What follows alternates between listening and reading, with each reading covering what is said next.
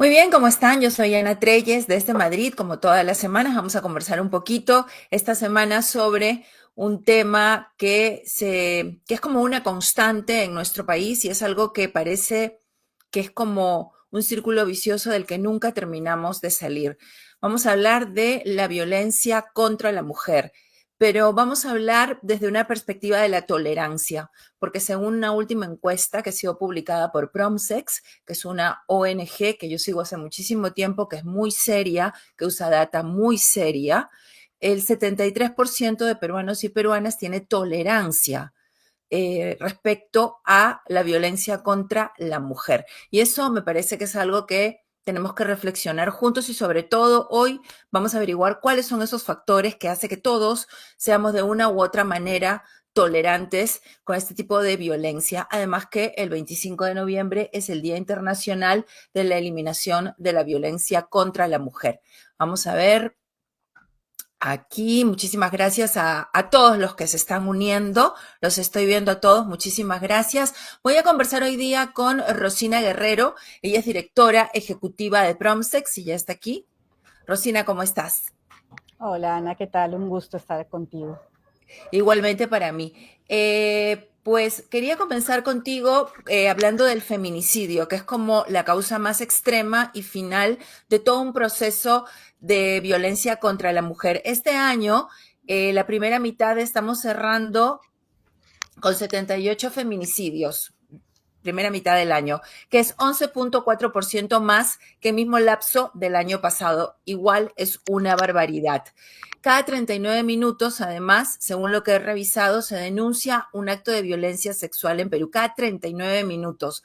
¿Cuáles son a día de hoy los principales factores que llevan al feminicidio en nuestro país? A ver, creo que hay una situación estructural, ¿no? De algo que en las casas y comúnmente podemos denominar machismo, de la manera más sencilla, digamos, ¿no? Pero que esto encierra muchas cosas, ¿no? Muchas cosas porque el feminicidio, digamos, si uno analiza las víctimas, por supuesto son mujeres, y si uno ve el perpetrador, son hombres, ¿no? Mayormente parejas o exparejas de las mujeres, o sea, alguien que tiene un vínculo afectivo o que ha tenido un vínculo afectivo, ¿no? Y si uno analiza estas razones, porque digamos no hay ninguna razón, ¿no? Sino aquello que los feminicidas señalan, sale como en primer lugar ese tema de los celos, ¿no? Y los celos están asociados, digamos, a la cognición, a eso que uno cree que a uno le pertenece algo, que uno tiene una pertenencia, tanto te pertenece el ser que te pertenece hasta la vida de esa persona, ¿no? Y entonces, de ahí ya caen otras razones, justificaciones de los feminicidas, pero en realidad el factor más grande es que las mujeres que querían romper la relación, las mujeres no querían continuar con esa relación, las mujeres habían terminado la relación y estaban iniciando una vida afectiva con otra persona, ¿no? Y eso para los hombres, dentro de esta situación machista, de patriarcado como una estructura social, es inaceptable, ¿no? El mundo gira alrededor de ellos son los únicos y hay un reconocimiento de que la persona, la mujer, es de tu pertenencia y como yo te digo, hasta la vida de ella me pertenece, ¿no? Entonces, es un problema bastante doloroso, ¿no? También y muy complejo a la vez para poderlo comprender. Lo que yo no me sorprendió cuando leí la cifra así gruesa de tolerancia con la violencia, un 78% es un porcentaje muy alto que tiene que incluir a la gente joven. Quiero Ujú. decir, esta generación Z de la que tanto se habla, también está atravesada por este fenómeno del machismo. Sí, sin duda. Esta es una encuesta de relaciones sociales que elaboró el INEI.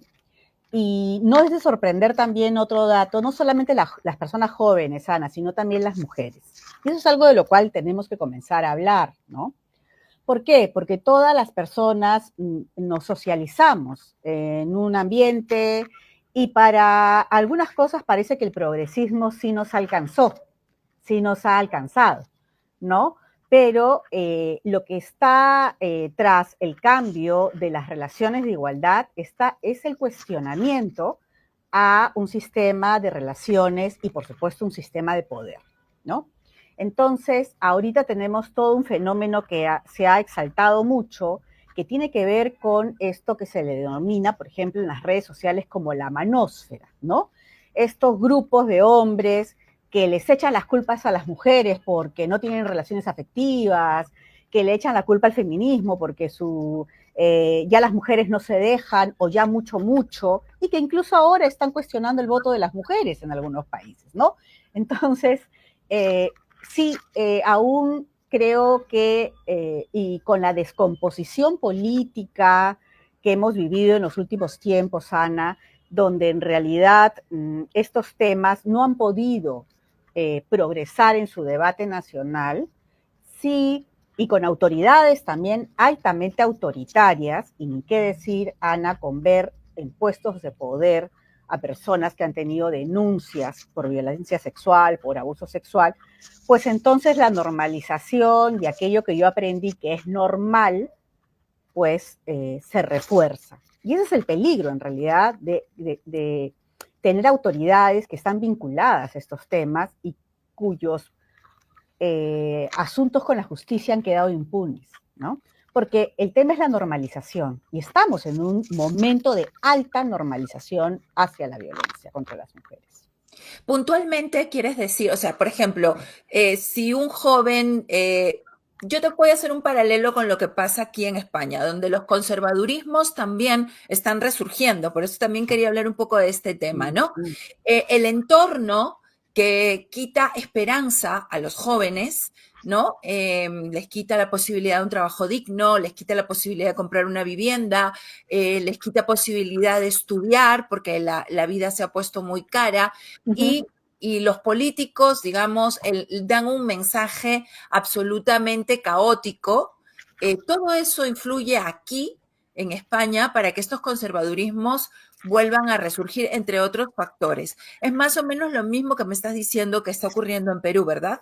Por supuesto, Ana, porque eso es un fenómeno global, ¿no? O sea, nosotros no estamos desligados de otras partes del mundo. Y entonces lo que tenemos que comprender es que lo que tenemos ahorita es una suerte de contraofensiva, ¿no?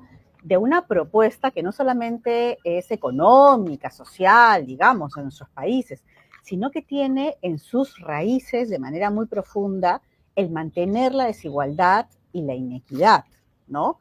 Y frenar el progreso de un sistema que reconozca derechos. ¿Mm? Entonces también por ahí pasamos, porque no digamos, está en crisis el sistema que se había construido a lo largo de tantos años, un sistema de hablar del derecho del otro, del reconocimiento de la igualdad, de creer que este mundo tiene que cambiar para el bienestar de todas las personas. Eso está en crisis, ¿no? Entonces, se ha instalado un lenguaje muy peligroso de odio, un lenguaje donde se dice hay que cargarse a determinada persona, ¿no? Donde se quieren eliminar figuras como el feminicidio. No olvidemos que en el Perú hay un proyecto de ley que quiere eliminar la figura penal del feminicidio, o donde hay 8 países en América Latina que tienen leyes para castigar y criminalizar a las mujeres con denuncias falsas, ¿no? Entonces se está creando todo un sistema de poner una vez más en tela de juicio a las víctimas, ¿no? De sospechas sobre quienes son víctimas, ¿no? Entonces, esta sospecha sobre quienes son víctimas opera en el feminicidio, tal cual como opera en la violencia sexual o en la violencia familiar. ¿Qué habrá hecho esta mujer? ¿Por qué se emborrachó?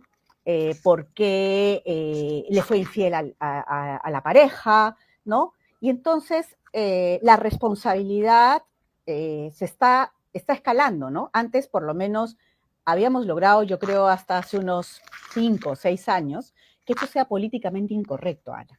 Lo que está sucediendo ahora es que el discurso político de las autoridades está poniendo en valor esa duda y esa legitimidad de la violencia. La duda sobre las mujeres y la legitimidad de la violencia. Y eso es lo peligroso en el Perú, en España, en Argentina, en El Salvador, es decir, en muchos países, ¿no? Me haces recordar al congresista Edwin Martínez cuando el presidente Gerí cuando el caso de presunta violación, su acusación, llegó al Congreso y él dijo, habría que haber controlado a la señorita por aquella que denunció al presidente, ¿no? Es más o menos esto de lo que me hablas, pero luego también es verdad que el presidente Gerí tiene un 58% de aprobación según la última encuesta de Datum y ha sido acusado en un proceso, digamos, bastante claro, que desde mi punto de vista hay bastantes indicios, un proceso archivado por un fiscal dudoso y esto no impide que la gente le apruebe. A ver, salimos de un régimen que tuvo 3% de aprobación, 2% de aprobación. Entonces, digamos, cualquier comparación es como que te puede sonar que está bien, o sea, ¿no? En términos relativos. Creo que el señor Gerí ha hecho una inversión de imagen, una inversión en su imagen, en su despliegue, mostrándose como una persona muy ejecutiva, ¿no? Y apañándose justamente en lo que es la tolerancia, en esto con lo que tú señalabas, ¿no? Y esta tolerancia no solamente es social, Ana, sino que también es institucional, que es lo que tú mencionabas respecto a ese congresista, ¿no? Entonces, esta tolerancia que acepta también y delega en el poder a una persona como Gerí, ¿no? De parte de todas las, digamos, o la mayoría del Congreso, ¿no? Y que finalmente también hay Gerí es como un espejismo, ¿no? Es como Bukele, como empezó Bukele, ¿no? Joven, con una imagen, hasta se viste igual, usa muchos trajes, ¿no? Para conectar con esta juventud que también lo está mirando, ¿no? Y que son los que Claro. van a votar por él, o por su partido, o por quien él endose, ¿no? Como un cambio, porque finalmente hay otra cosa que es también horrible y que finalmente es su vida privada, ¿no? Eso pasó en su vida privada. Y como la sospecha siempre está en la víctima, porque no solamente es, sino es también el presidente de la Junta Nacional de Justicia de este país, ¿no? También, y también es el presidente del Consejo de Ministros, y entonces los hombres son así, ¿no? Es que a eso iba, Rosina. O sea, un universitario de 19 años, Uh -huh. un chico normalito, de clase media, que está tratando de formarse, que sus padres hacen un esfuerzo tremendo, como muchos padres en el Uh Perú, -huh. para darle una educación, pero que viene de un entorno machista, pero quiere ser diferente. Pero claro, si Totalmente. el político, estos tres políticos le dan el mensaje de, no importa que yo tenga procesos por violación, por abuso sexual, por acoso sexual, pero voy a ejercer el poder. Uh -huh. Voy a ser presidente, voy a ser fiscal, voy a ser ministro. Entonces, ese es el mensaje que está calando en la juventud del Perú para Sí, retroceder. O sea, quiero decir, es totalmente totalmente. desalentador. Claro, porque, a ver, Ana, sublevarse al poder o cuestionar tu poder como hombre es un ejercicio. Requiere voluntad, requiere renuncias, requiere un conflicto interno también y requiere un proceso estructural que es hacerte cargo de ti mismo y de tus actos, que es muy profundo, ¿no? Entonces, si un joven quiere romper, quiere renunciar a ello, ¿qué le anima finalmente? Si es mejor seguir como uno está, que tu mamá, tus hermanas te tengan la ropa limpia, te tengan el plato servido, te resuelvan la vida, ¿no? Si tu esposa y tu hija mayor o tu hija menor están en la casa haciéndose cargo de todo y tú tienes tiempo para salir, para estudiar, para trabajar, para verte con tus amigos, para jugar la pichanguita del sábado, del domingo, amanecerte y tú llegas a tu casa y tienes tu ropa limpia, ¿no? Y todo, y además no te preocupas si comieron o no comieron. O sea, digamos, es como, es más fácil, ¿no? que O sea, decir, pero no, es como una... voy a dejar de hacer esto para ir a mi casa a hacerme cargo de la cena, o sabes que le dices a tu amigo, no puedo salir esta noche contigo porque tengo que ir a cuidar a mi hija, o tengo que estar con mi hija en la noche, o tengo que ir a la reunión del colegio porque es muy importante, o aceptas estar en el chat del salón como hombre para también asumir la responsabilidad. ¿Ves? Desde lo tan cotidiano hasta lo tan grande, Ana, porque eso es un continuo. Eso es un continuo, ¿no? La responsabilidad, el asumir tu rol como hombre, digamos, con una masculinidad no adversa, sino más bien acercándose a las tareas del cuidado, a tu cuidado emocional y al cuidado emocional de otros, requiere un montón de trabajo y requiere un montón de renuncias. Ahí, y si un sistema no te alienta, y si Eso tú es. tienes, no es cierto, tú no tienes un sistema que te diga sí, hay que hacerlo, es posible, y tienes un presidente como este, y tienes un juez como este, y tienes, ¿no? Entonces tú dices, bueno, vale, igual triunfo, igual mira, puedo A hacer lo eso que... iba, o ¿no? sea, yo para qué me esfuerzo, yo seré abogado, contador, pero mi machismo estará allí porque finalmente voy a poder acceder a los puestos más grandes y no necesito cambiar eso. Eso es el Claro, mensaje que están y me dando las alivia el autoridades. conflicto emocional y el conflicto interno de estar preguntándome, de estar cuestionándome, por qué el mundo es así y el compromiso del cambio, ¿no? Entonces me acomodo rápidamente y digo, ah, no, eso está bien bonito, acá me quedo, ¿no? Porque finalmente en la escuela nunca me hablaron de esto, ¿no? O sea, Claro. digo, en la universidad tampoco lo tocamos, ¿no? Y por eso es que hay tanto interés, Ana, en prohibir la educación sexual integral en las escuelas, ¿no? Porque ahí es donde podríamos comenzar y donde se debería de comenzar a trabajar en que esos niños varones vean a sus compañeras de otra manera, de manera distinta, comiencen a cuestionarse cosas que a veces son dadas porque son hombres, ¿no? Ujú. O cosas que son dadas a las mujeres porque son mujeres. Y por eso es que hay tanto, digamos, inversión en destruir un sistema educativo de calidad también, que incluya, por supuesto, la educación sexual. Entonces, tú te enfrentas a, digamos, a que, yo siempre digo que el cerebro siempre te lleva al lado cómodo de la vida, Claro. ¿no? Porque somos personas que queremos la comodidad, ¿no? La disonancia cognitiva y las preguntas y todo trae una carga, ¿no? Entonces, si yo me puedo acomodar al lado más feliz, me acomodaré pues al lado más feliz.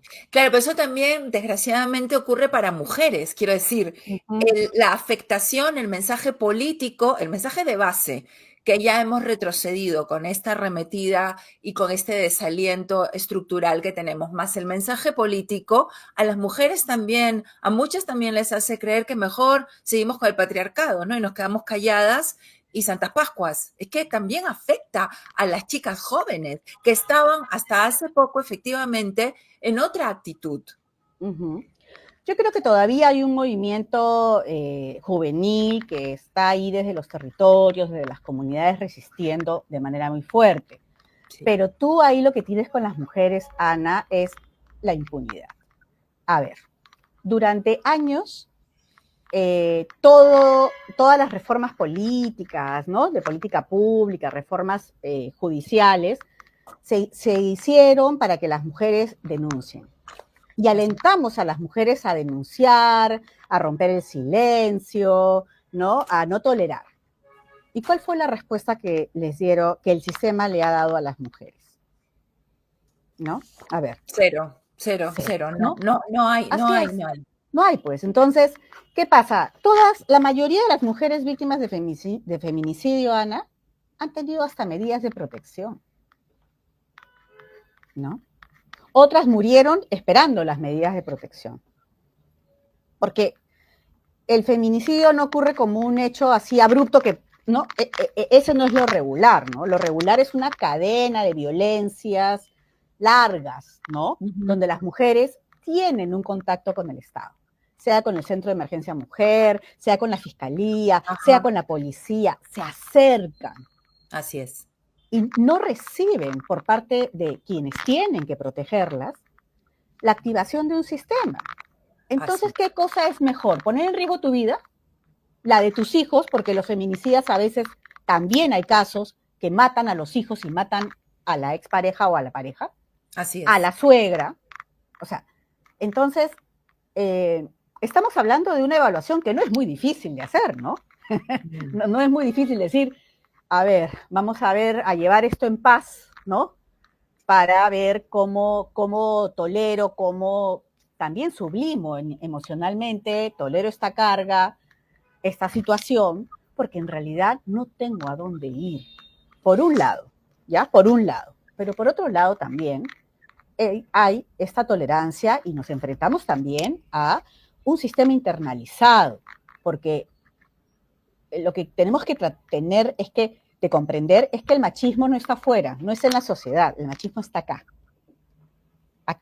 en nuestra mente, y el machismo opera como un lente, ¿no? Que nos hace ver la realidad de una manera y de una manera distorsionada, por supuesto, ¿no? Pero opera en mis opiniones, en mis actitudes, cuando yo critico a las víctimas, cuando yo critico a las madres porque no cuidan a sus hijas cuando las agreden, y entonces la mamá, ¿dónde estuvo? ¿Por qué salió? ¿Por qué no la dejó? O sea, todo eso se activa, ¿no? Y, y entonces también tenemos que comprender que hay una necesidad de esa transformación mental en la cual se nos está negando y en la cual no hay un trabajo serio por parte del Estado, ¿no? La educación sexual integral, que es algo que tanto se peleó con Flor Pablo, finalmente no ha llegado a instaurarse de una manera, de ninguna manera, quiero decir. Mm. A ver, sí, pues no, creo que hay una obsesión muy grande por los grupos conservadores que ahora estamos hablando de esto en anular las formas de educación sexual integral, ¿no? Creo que, por Ya. ejemplo, yo sí digo una obsesión, ¿no? Porque desde que empezó este congreso, o en anteriores congresos, pero particularmente en este congreso, son los grupos religiosos que han llegado y han tomado un poder sobre un partido político, los ha llevado eso al Congreso, quienes han destruido lo poco que quedaba, digamos, de trabajo por la calidad educativa, ¿no? Entonces, esto pasa también por desaparecer la SUNEDU, ¿no? Claro, es toda una movida, sí. Claro, es más grande, ¿no? Y pasa por amedrentar. Yo creo que ellos usan una herramienta que es el miedo, ¿no? Y la han utilizado durante muchos años, ¿no? Y entonces el miedo a la homosexualidad, el miedo básicamente a la homosexualidad y a lo LGTB y todas sus fantasías que tienen sobre el tema de la sexualidad, que la verdad es que yo termino pensando qué infelices deben ser en sus vidas cuando niegan la propia sexualidad, ¿no? Y seguramente su propia sexualidad, pero bueno, eso es un problema de ellos, no nuestro. Hablemos ahora de las sentencias que han habido, que es un tema que quería conversar contigo. 663 sentencias judiciales de delitos y sobre todo contra menores de edad. Estas 663, ¿qué porcentaje es del universo? Es lo primero que me pregunté Preguntaba. cuando lo leí. A ver, se calcula que el 95% de casos quedan impunes. ¿Ya? Ese es El más o menos, 95%. el 95% de casos quedan impunes. Por muchas razones, ¿no? Lo que nosotros conocemos y que es muy, muy fuerte la cifra, ¿no? Por ejemplo, sabemos que este año tenemos algo de más de 100.000 denuncias de mujeres que denunciaron violencia, ¿no? Y Ujú. 16.000 denuncias de niñas, niños y adolescentes por violencia sexual. ¿Cuántas sentencias tuvimos? 600. Bueno, ¿ya? 663. Y no acabamos el año, ¿eh? Estamos hablando del año 2025 y no acabamos el año. Entonces, es la impunidad, yo creo que es un tema muy, muy, muy fuerte, muy grande. Estamos hablando de crímenes complejos también, Ana, porque al tratarse de menores de edad, de niñas o adolescentes, sabemos que estas personas no tienen un rango muy grande de socialización, ¿no? Entonces, sus agresores son gente de su entorno familiar, de su entorno educativo, ¿no? No hay más. O sea, por ahí se concentra el gran número y por supuesto que el mayor porcentaje de atenciones que realizan los centros de emergencia mujer a víctimas de violencia sexual son a menores de edad, ¿no? Es el grueso de la atención. Hay 400 SEMS en Perú. ¿Están funcionando bien? Los diagnósticos señalan que no. Muchos de ellos carecen de personal idóneo o carecen de personal, por otro lado, ¿no? Otros son espacios de revictimización para las víctimas. Hay un grave problema de calidad, ¿no?, en los centros de emergencia mujer. Sin embargo, durante todo este tiempo es lo que se ha ofrecido y algunos centros de emergencia mujer, por supuesto que han hecho un trabajo importante en sus localidades, ¿no? Sin embargo, en los últimos 5 años esto se ha debilitado de una manera calamitosa, ¿no? El abandono, Ana, de los servicios es realmente tremendo, terrible, es una violación de derechos, es inaudito, ¿no? Justo. Estamos hablando de los servicios de emergencia mujer, pero también de los servicios de salud, ¿no? Sin medicinas, con resurgimiento de enfermedades que ya se consideraban erradicadas. Estamos viendo el tema de tuberculosis, sarampión, es decir, la crisis es grande, ¿no? Pero en relación a este caso, sí hay un abandono total de la política pública y de la mejora de los servicios. Es que te lo menciono porque hace un tiempo en Perú, digamos, el Ministerio de la Mujer fue en algún momento, digamos, perdón, es una alarma que tengo, fue como una esperanza, ¿no? Me acuerdo que hubo un grupo de ministras que lanzó los centros de emergencia mujer, que hacían campañas efectivas. Todavía no habíamos llegado a la gran idea de la educación sexual integral, que desgraciadamente, desde mi opinión, es lo mejor, pero los grupos conservadores se la están barriendo. Entonces, el Ministerio de la Mujer, ¿qué papel ha tenido desde tu punto de vista en estos últimos 4 o 5 años? A ver, creo que el Ministerio de la Mujer, así como el Ministerio de Salud y otros, ¿no?, han sucumbido ante un régimen donde el Ejecutivo y la figura presidencial han sido totalmente irrelevantes, podríamos utilizar esa palabra por no decir otra, ¿no? Y donde el poder real se ha venido concentrando en los últimos años en el Congreso de la República, ¿no? Yeah. Entonces, es una situación altamente peligrosa, ¿no? Porque ahora incluso algunas personas dicen, no, lo más importante es ver quién va a estar en el Congreso y en el Senado, y finalmente no importa quién es presidente o presidenta. Eso es producto de este abandono al cual yo me refiero, de la política pública, del brazo del Ejecutivo, que es el que tiene que implementar las políticas públicas y quien tiene la obligación de mejorar la igualdad, de cerrar las brechas entre lo rural, lo urbano, la sierra, la costa, ¿no? El Ejecutivo es quien tiene la tarea del presupuesto de la República, de monitorear que las políticas públicas se cumplan, de capacitar a los profesionales que dan servicios, etcétera. Tiene un rol que ha desaparecido, porque al parecer nuestro régimen ya no es presidencialista, sino es congresionalista. No sé cuál será la palabra, no soy abogada, pero tú te das cuenta ahí, en esta situación, como aquello que resguarda los derechos una parte de los derechos de la ciudadanía, el derecho a la educación, a la salud, a servicios de prevención de violencia, a la alimentación, a la vivienda, al agua, están y ni siquiera conocemos quiénes son los ministros o cómo se llaman o dónde están en los programas políticos. Uno analiza los programas y todos son congresistas en los programas políticos, congresistas entrevistados en los prime time y por supuesto en todos los destapes de corrupción también. O sea, es como que todo girara en torno al Congreso de la República. Claro, y el Congreso está gobernado por esta alianza tan nociva, que ha sido tan nociva en este tiempo. Pero entonces, Rosina, las mujeres del Perú están pagando los platos rotos de esta crisis política.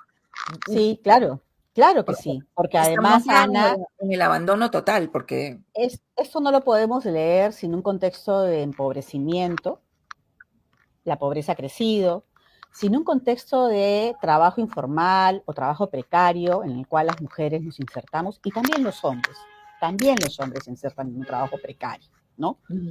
Que incrementa los niveles de ansiedad, de desesperación, de desesperanza, ¿no? La desafectación, todo el mundo dice, ¿por qué hay una desafectación política? Porque las personas están asumiendo solas la sobrevivencia día a día de sus familias y de ellas mismas.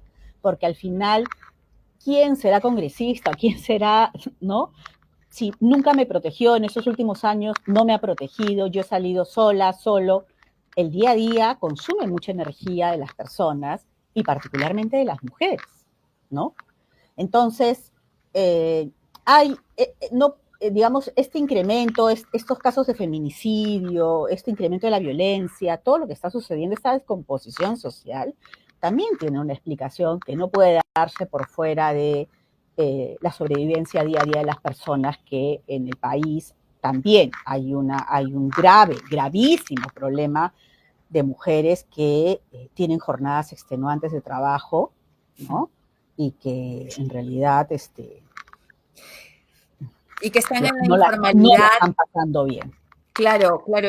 Aquí en España hay un concepto que las mujeres españolas siempre tienen muy presente a la hora que llevan sus familias, que es la conciliación, ¿no? La Mm, conciliación significa poder tú trabajar y tener el derecho de criar a tus hijos con tu marido ujú, en tarea compartida, y que el Estado te dé las facilidades para aquello, ¿no? Y eso tiene un costo, claro, un costo de presupuesto, por porque para que supuesto. tú concilies, la empresa donde tú trabajas tiene que pagarte tu salario o ofrecerte alguna manera de pagarte el salario y tú puedas tener el tiempo y tu Ujú, marido también, porque ahora es para los dos, de estar cuando el niño nace y en todo su desarrollo, ¿no? Y ujú, cuando yo veo esto, tengo mucha pena porque en mm. Perú estamos muy lejos, pero ni siquiera de mencionar el concepto, porque la precariedad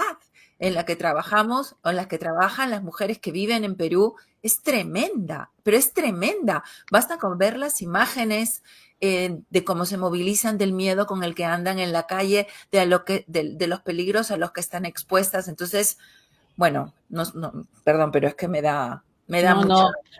Y además, Ana, tocas un tema bien importante, ¿no? Que tiene que ver con un sistema de cuidados, ¿no? Que es del que tú estás haciendo referencia que hay en España.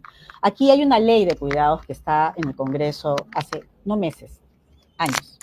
Y la respuesta de los congresistas es, ¿y qué van a hacer las mujeres con su tiempo libre? ¿Van a estar de ociosas? ¿Tiempo libre?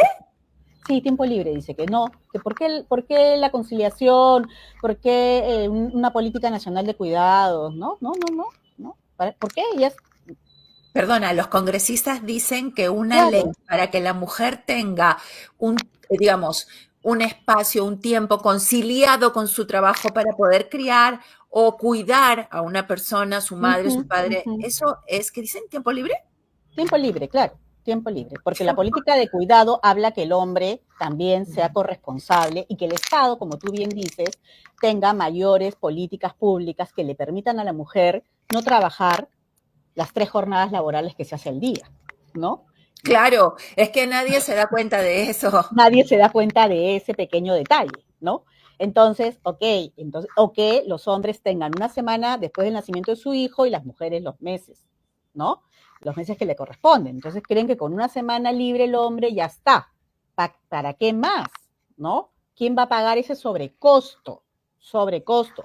Y además, claro, si ya tienen tiempo ocio, ¿qué van a hacer? ¿No? Hay una denigración muy fuerte Es muy triste. y triste y una desvalorización muy, muy, muy cruel hacia las mujeres, Ana.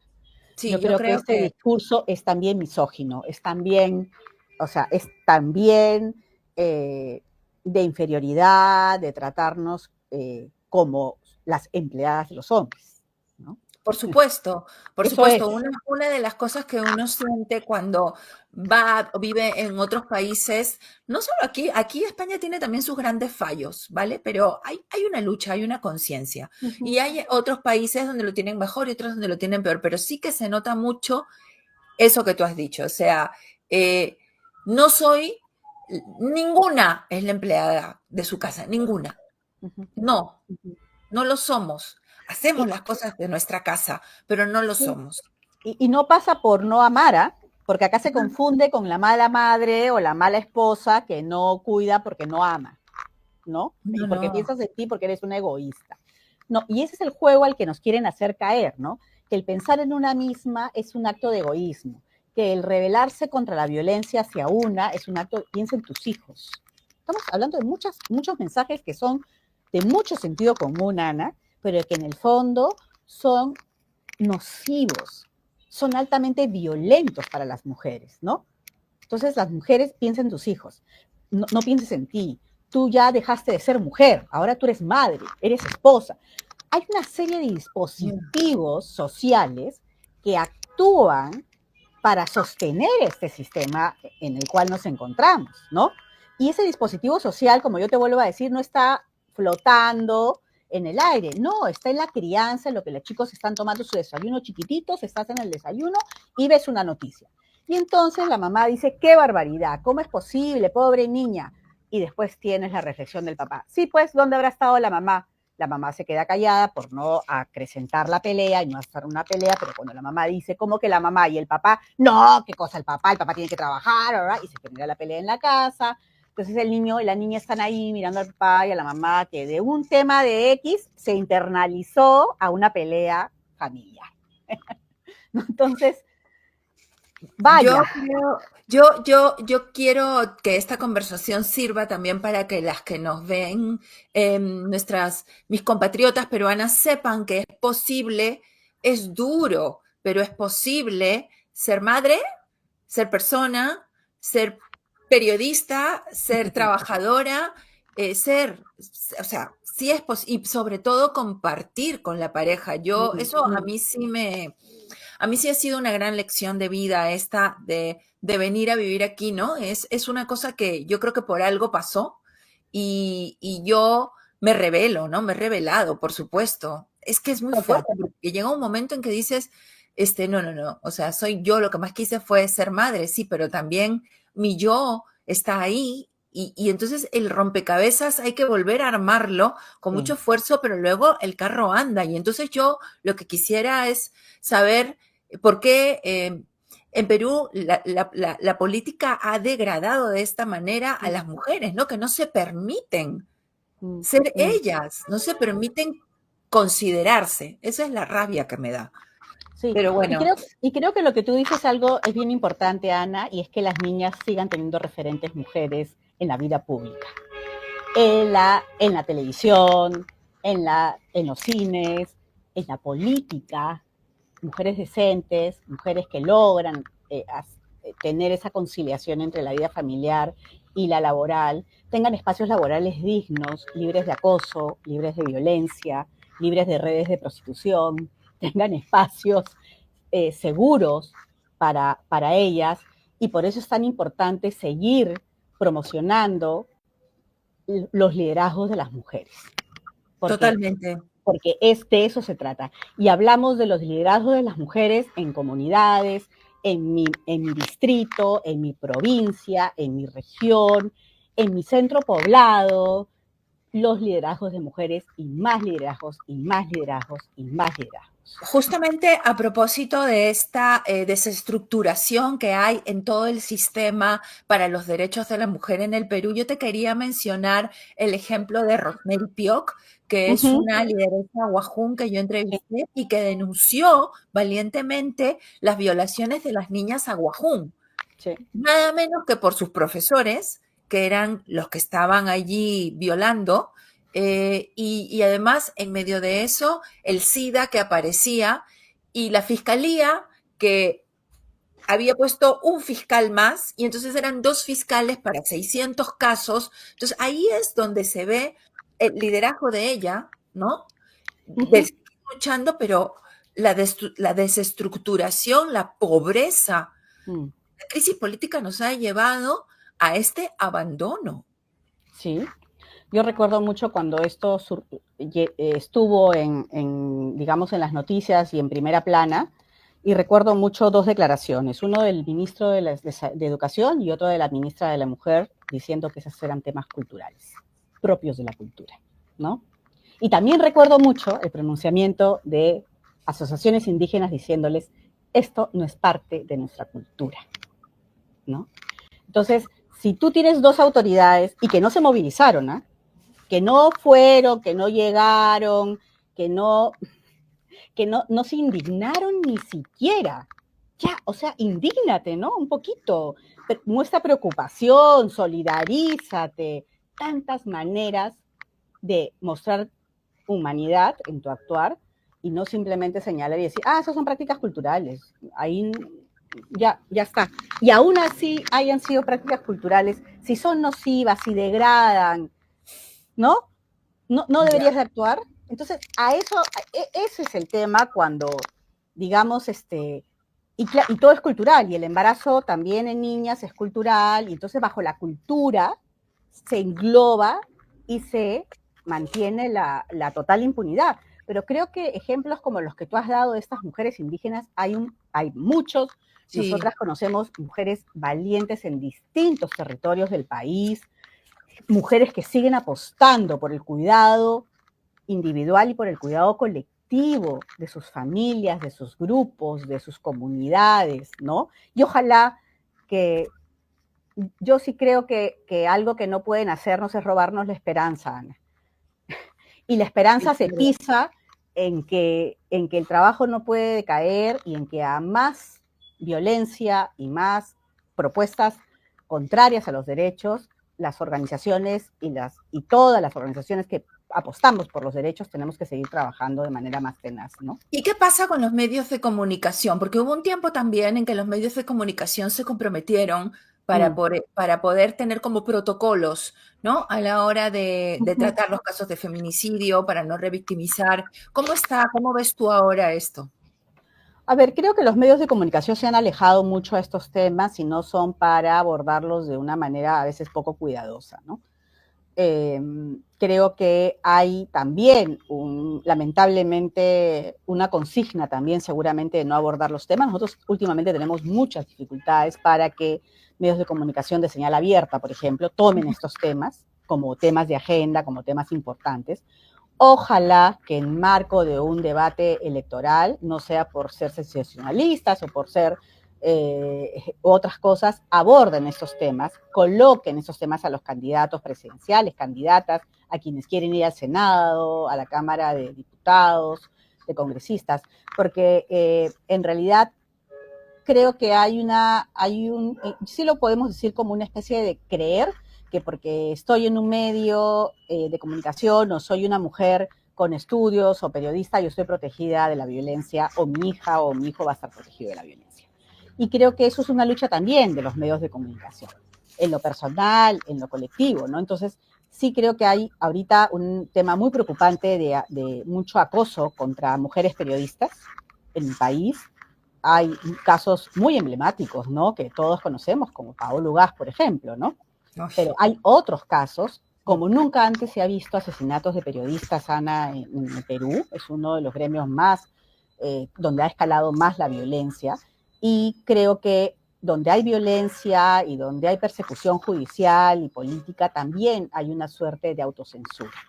Y yo creo que eso es lo peor que puede pasar y creo que este tema no debería ser uno de los temas en los cuales los medios de comunicación se autocensuren, ¿no? vamos a hablar ahora, quería hablarte también, hablábamos de las sentencias y se me pasó preguntarte, había leído yo un informe de un promedio de proceso, de tiempo en el proceso luego que haces Mm, una ujú, denuncia. 3 años. un Tres montón. años. O sea, sumada a la impunidad de la que me has hablado, que el Mm, 95% de casos de violencia queda impune, los que entran a proceso 3 años. ¿Qué está Ujú. fallando en el sistema judicial?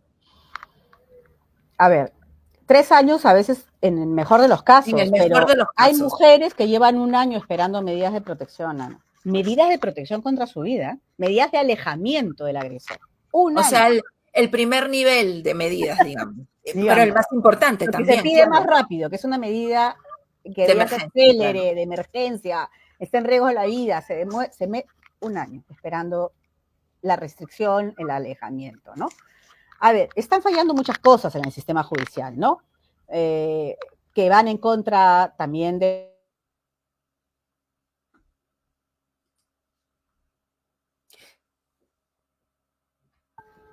Ahí regresamos. Creo que nos A ver, fuimos un ahora, poquito. vale, me Sí, ahora dijiste, sí.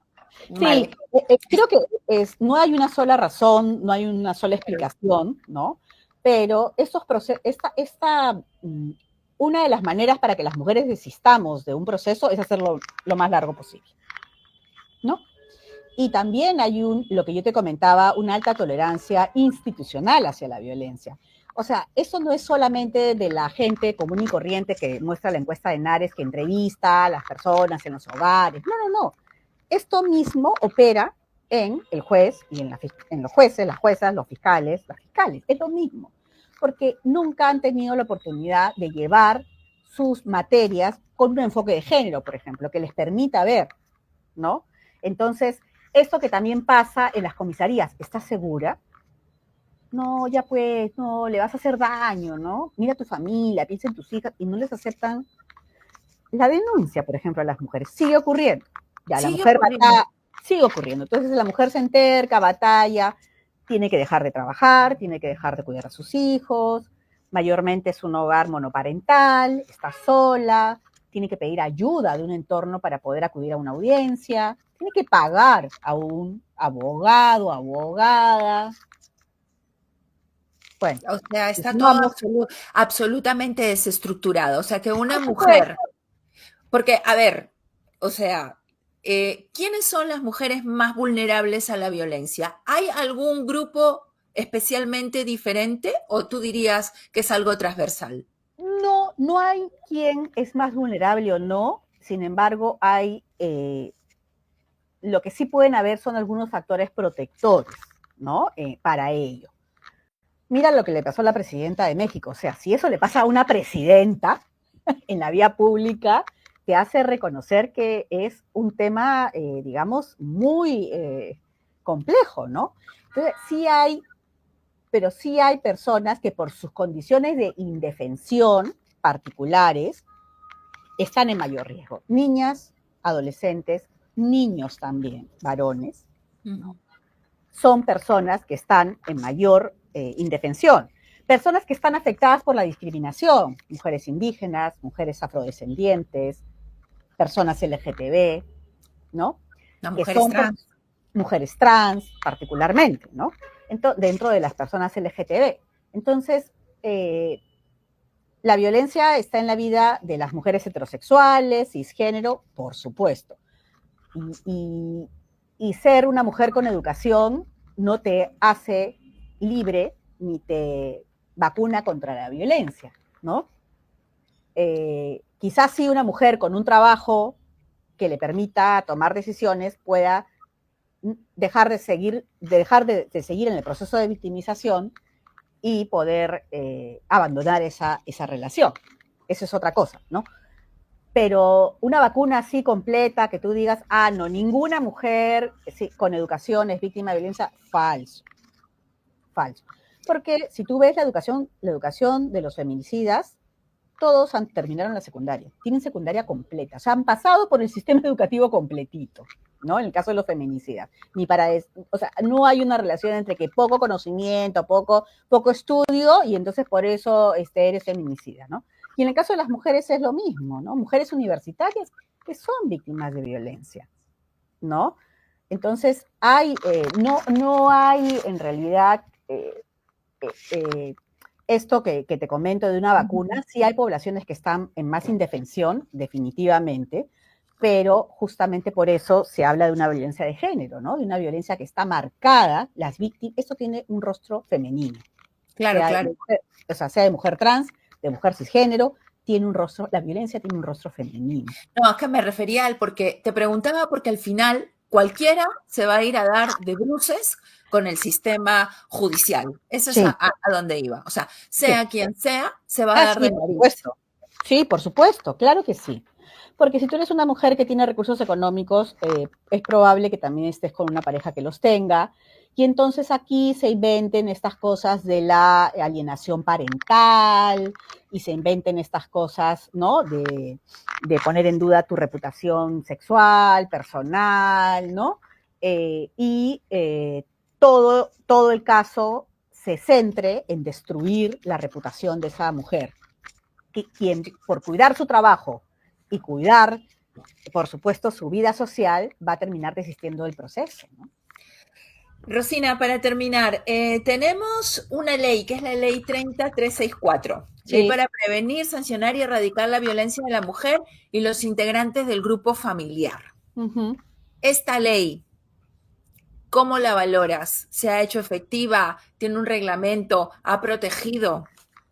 Mira, es una ley muy importante, fue una ley muy comprensiva. A partir de esta ley se dieron políticas públicas, por ejemplo, en los servicios de salud, se emitió una directiva para la atención de víctimas de violencia sexual, se emitió una directiva para una acción concertada entre centros de emergencia mujer y servicios de salud, se establecieron espacios multisectoriales en cada región para trabajar concertadamente en todo lo que la ley marcaba. Esta ley es una ley que está siendo atacada y minada por el actual Congreso. Es una ley que ya se ha reformado y que habla, por ejemplo, de que el sexo biológico y las mujeres, hombres y mujeres, y entonces es una ley que incluso, una ley que lucha contra la violencia, está siendo atacada y minada por este Congreso.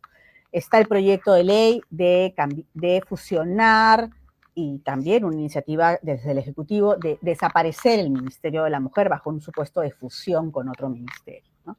Entonces, en realidad, y un ministerio que nunca ha contado con el presupuesto necesario para un problema de salud pública y de derechos humanos que afecta a la mitad de la población y un poco más, porque si consideramos a los niños que son víctimas, es un poco más.